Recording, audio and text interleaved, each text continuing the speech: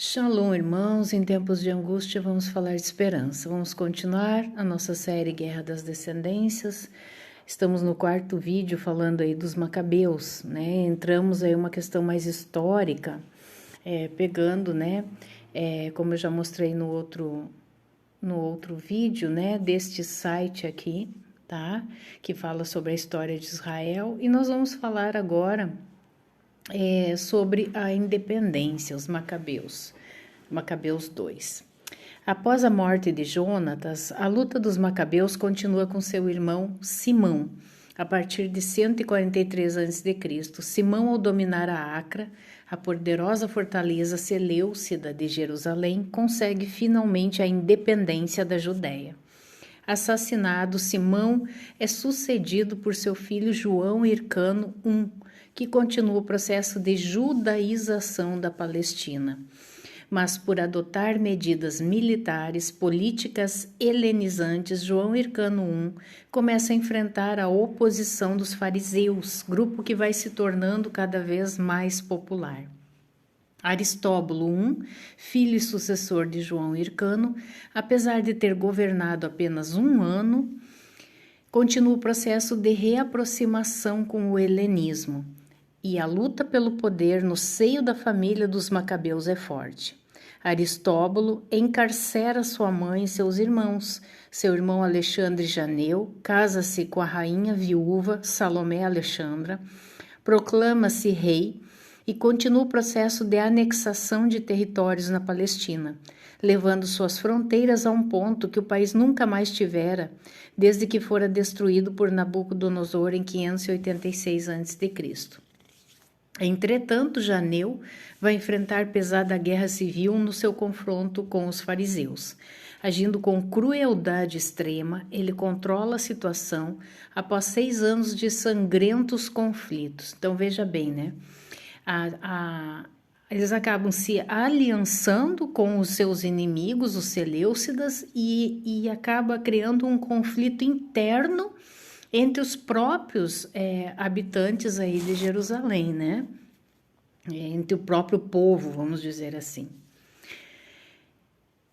Sua mulher, Salomé Alexandra, assume o poder depois dele e faz a paz com os fariseus, governando com grande habilidade. Interessante, né, que assume uma mulher aí, né, neste comando. Mas seus 2 filhos, Hircano II e Aristóbulo II, após a morte da rainha, entram em violenta disputa pelo poder, que só acaba com a chegada definitiva dos romanos na região. O general Pompeu anexa a Judéia à República Romana em 63 a.C. Simão consegue a independência da Judéia. Simão sucede a seu irmão Jonatas em 143 a.C. e, enfrentando Trifão, agora rei, repele seu ataque na Judéia. Demétrio II ainda comanda a Cilícia e a Mesopotâmia e Simão faz aliança com ele. É aliança em cima de aliança, né, irmãos? Consegue muitos benefícios para o povo judeu, como consta do decreto de Demétrio II, citado em 1 Macabeus 13, 36 ao 42. Simão toma Gazara, estratégica cidade helenística. Gazara, ou Gezer, é judaizada à força. Veja bem isso aqui, tá? Isso aqui é muito importante, irmãos. Judaizada à força. E João Hircano, filho de Simão, torna-se o seu governador militar. E a independência da Judéia do jugo dos Seleucidas é garantida com a destruição da Acra por Simão em 141 a.C. e a expulsão dos gentios do território. A importante fortaleza é transformada no Palácio dos Macabeus. 1 Macabeus 13, 49 e 52 descreve a tomada da Acra por Simão. Nós não vamos ler, tá? Vamos continuar aqui. Simão fortalece também as alianças com Esparta, com Roma, aliança sobre aliança, mais uma vez, restituindo afinal à Judéia sua importância, o quê? Política. Então fugiu aquele objetivo que seria preservar as tradições, os mandamentos, todas as questões para uma questão política, tá?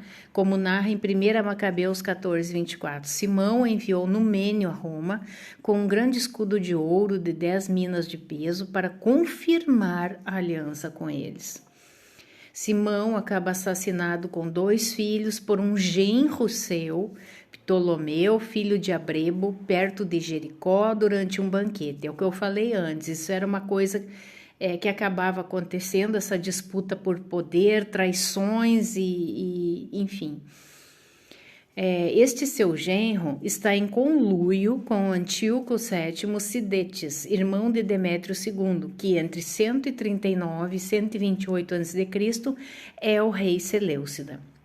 Este Antíoco VII inicialmente reafirma os acordos dos reis anteriores, mas em seguida reclama de Simão as localidades por ele conquistadas e o tributo dos territórios anexados por Simão à Judéia. 1 Macabeus 15, 25 e 26. Irmãos, nada que venha do inimigo é gratuito, tá? Coloquem isso na mente de vocês. Hora ou outra vai vir a cobrança. Como não chegam a acordo, Antíoco VII apoia a ação criminosa de Ptolomeu contra Simão. Entretanto, Simão durante o seu governo, muito querido pelos judeus, que resolve fazer-lhe um elogio, gravado em placas de bronze e afixado no Monte Sião. Segundo 1 Macabeus 14, 25 e 26, o decreto é de setembro de 140 a.C. 1 Macabeus 14, 27 ao 49, traz a inscrição sobre os feitos de Simão e da família dos Macabeus. Aí vemos que ele é etnarca, líder da etnia judaica. Tem o direito de usar a púrpura e a fivela de ouro, o que faz dele um dinasta, é estratego, tem autoridade sobre o exército. Então, essa palavra estratego é que ele é um líder militar, tá? É chefe, né? Egoumenos, expressão grega usada na Septuaginta, né, para traduzir sar, príncipe, ou rochefe e sumo sacerdote hereditário. Não se pode dizer que ele tem um poder legislativo, porque o povo é regido pela lei, né, pela Torá. Entretanto, ele tem o direito de fazer julgamentos que não podem ser contestados por ninguém, nem mesmo pelos sacerdotes sob pena de condenação. Não se pode mais fazer reuniões sem a sua aprovação. João Hircano I e as divisões internas dos judeus. Quando Simão é assassinado, um filho seu chamado João Hircano consegue escapar e assume o poder governando de 134 a 104 a.C.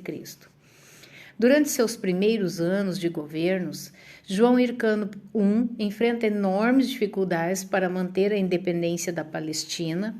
Antíoco VII, por exemplo, consegue cercar Jerusalém em 133 a.C., impor a João Hircano tributo e obrigá-lo a combater ao seu lado contra os partos. Sua intenção é de submeter novamente a Judéia ao poder seleucida, inclusive reocupando a Acra, o que não consegue.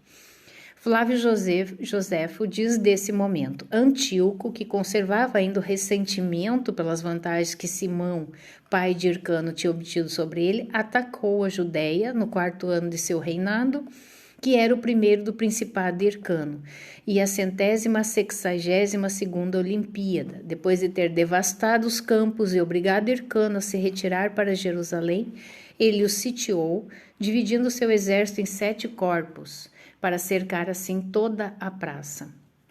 Quando o poder seleucida muda de mãos, entretanto, João Hircano I continua as conquistas de seu pai Simão, judaizando. Isso é muito importante de vocês compreenderem, irmãos, tá? É isso que antes falou lá anteriormente. Judaizando importantes localidades palestinas, como Madaba, Sâmega, Siquém, ou Shechem, né, que é em hebraico, Adora, Marisa e, fala aí para mim, quem que foi judaizado? A Idumeia, tá? Nós estamos batendo nesse teclado dos idumeus, tá, irmãos? Que são descendência de Edom. Então, nós chegamos aqui num ponto crucial, tá? Que é o ponto assim, o clímax, tá? Do nosso estudo. Que eu quero que vocês compreendam que os idumeus, eles acabaram sendo forçosamente judaizados por João Hircano, tá?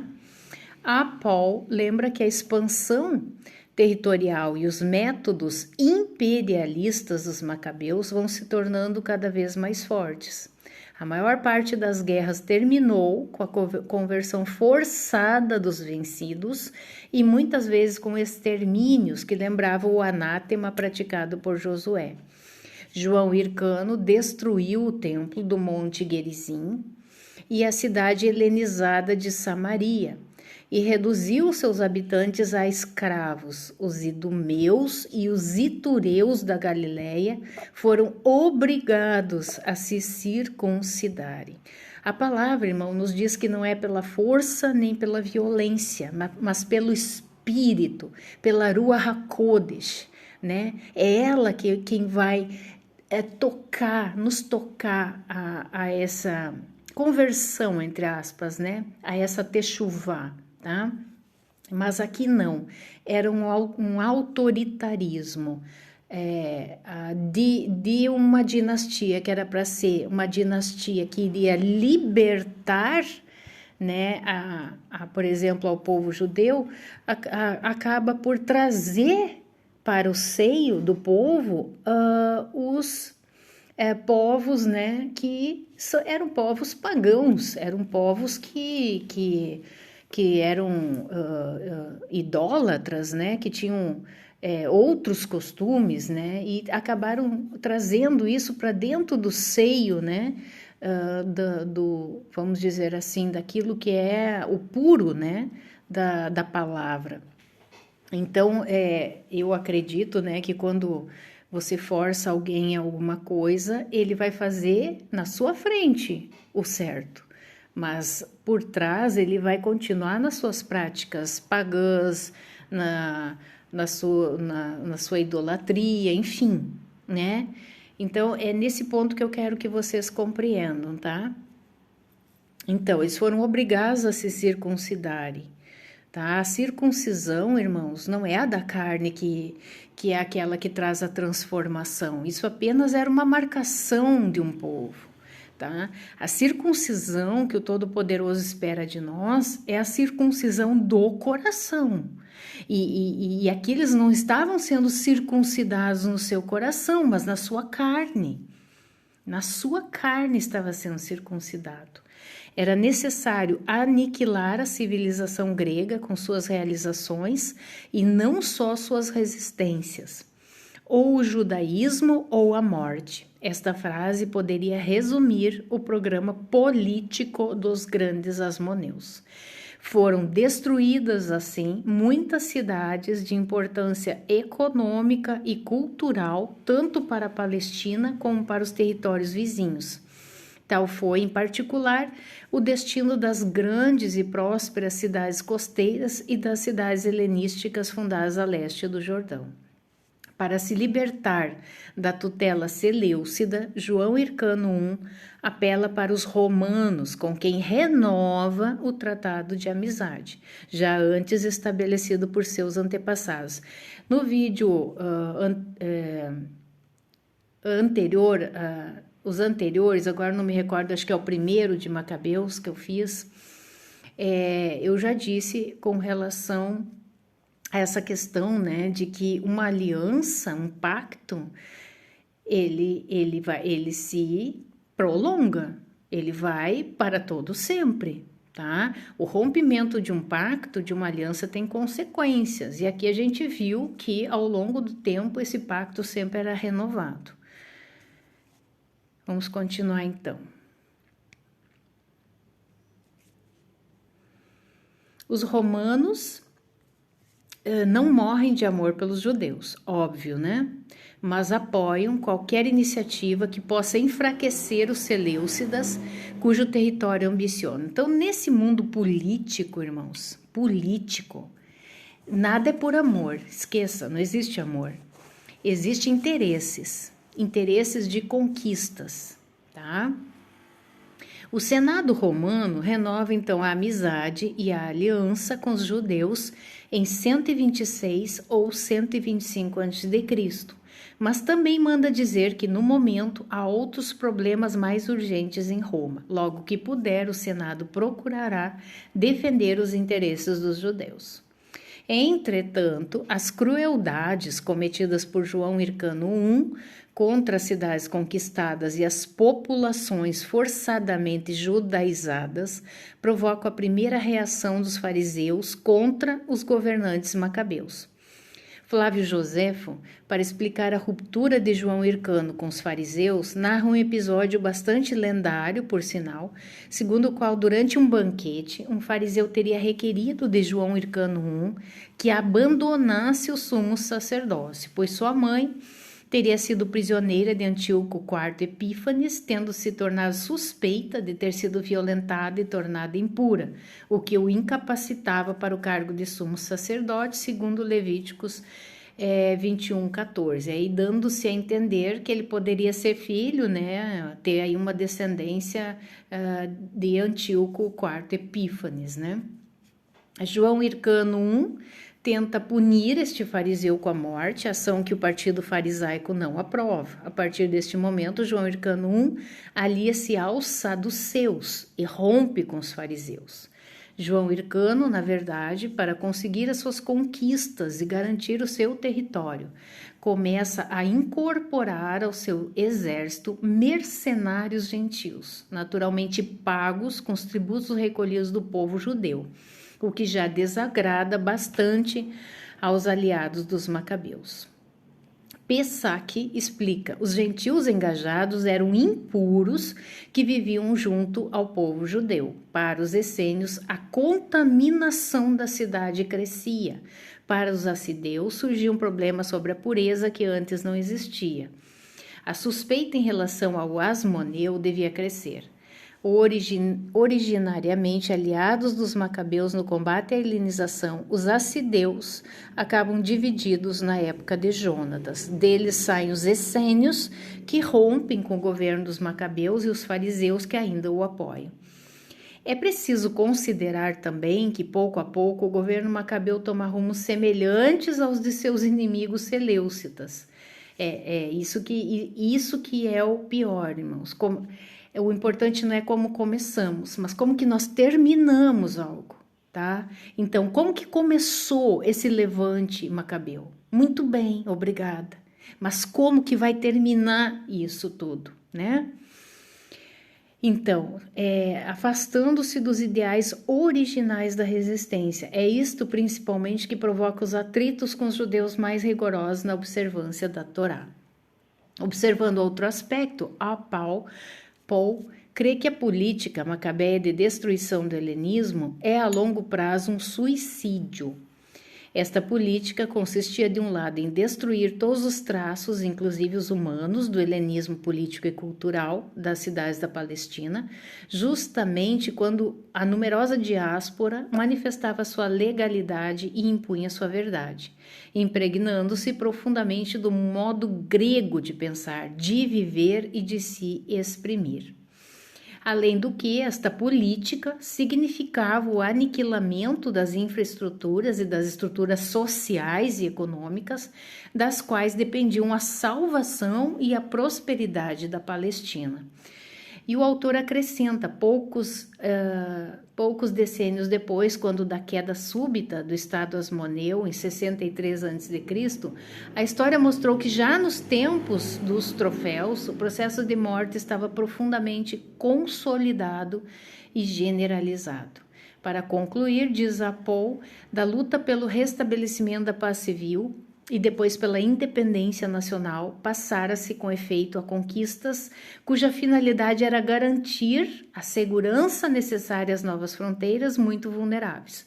Formava-se assim uma engrenagem irresistível, já que a segurança conseguida pelas armas exigia a garantia de uma outra segurança, a qual por sua vez devia também ser conseguida pelas armas. Também M. Hengel acredita que nesta época só a monarquia de tipo helenístico ou a polis tem condição de sobreviver, sendo inviável qualquer outro tipo de Estado. Por quê? Porque sem um exército moderno, um aparelho administrativo e financeiro eficiente e uma participação competitiva no mercado mundial, um Estado não tem espaço neste contexto. Os judeus não conseguem compreender isso, estão destinados à falência, pois tentam transplantar seu antigo ideal teocrático para uma realidade política de um mundo transformado. Aqui é a opinião do escritor, né, deste Hengel. Na verdade, essa batalha, essa luta, né, esse levante dos macabeus foi para preservar os mandamentos, né? Todas as ordenanças do Todo-Poderoso, toda a santidade, todo aquilo que o povo de Israel, ele sempre foi um povo à parte, né? Não por menos foi o chamado povo escolhido, né? Então, realmente, a ordem era sempre para não se misturar com as nações, não aceitar o costume das nações, dos pagãos. E isso foi amplamente feito a princípio pelos macabeus, mas infelizmente, irmãos, né, a corrupção, né, da carne, a corrupção do homem é incrível, né? O poder, tudo isso sobe a cabeça, né? E se perde, né? Realmente, qual o verdadeiro objetivo pelo qual começou este levante, né? Aristóbulo I e a reaproximação com o helenismo. Segundo Flávio Joséfo, João Hircano tem 5 filhos quando morre em 104 a.C., mas ele não deixa o governo para nenhum deles, sim para sua mulher. É bem provável, entretanto, que tenhamos aqui uma confusão com a situação análoga ocorrida mais tarde, quando, ao morrer, Alexandre Janeu deixa o trono para sua mulher Salomé Alexandra, e que Janeu é rei e pode fazer isso, mas não João Hircano, que não é rei. De qualquer maneira, Aristóbulo, o filho mais velho de João Hircano I, aprisiona sua mãe, 3 de seus irmãos, assumindo o poder. Sua mãe morre de fome na prisão, apenas um de seus irmãos, Antígono, fica livre. Contudo, as intrigas dos rivais de Antígono levam Aristóbulo a mandar matá-lo, temendo provavelmente sua concorrência, já que lhe fazem crer aspirar Antígono ao poder supremo. Ainda segundo Flávio Joséfo, Aristóbulo I terá sido o primeiro macabeu a usar o título de rei. Aristóbulo, que era o mais velho dos filhos de Hircano, cognominado Filelen, isto é, amigo dos gregos, mudou em reino, depois da morte de seu pai, o principado dos judeus, e foi assim o primeiro que se fez coroar rei. Entretanto, esta notícia é controvertida. Nas suas moedas aparece apenas a seguinte inscrição: Judas, sumo sacerdote e a comunidade dos judeus. Além do que, Estrabão diz que é seu irmão e sucessor, Alexandre Janeu, o primeiro macabeu a ostentar o título de rei. Diz Estrabão: de qualquer modo, quando agora a Judéia estava sob o domínio de tiranos, Alexandre foi o primeiro a se declarar rei em vez de sacerdote. Por outro lado, observe-se que tanto ele como seus irmãos têm nomes gregos: Aristóbulo, Antígono, Alexandre. Embora use para os judeus um nome semita, Judas, isto significa que seu pai João Hircano já abrira as portas da família para a helenização que um dia seus antepassados combateram. É isso que eu estou falando, né? E Flávio Joséfo chama Aristóbulo I de filo heleno, que igualmente indica sua aproximação da cultura grega, certamente apoiado pelos seus aliados saduceus. Por sinal, os autores gregos o têm em grande conta, segundo relata o mesmo Joséfo.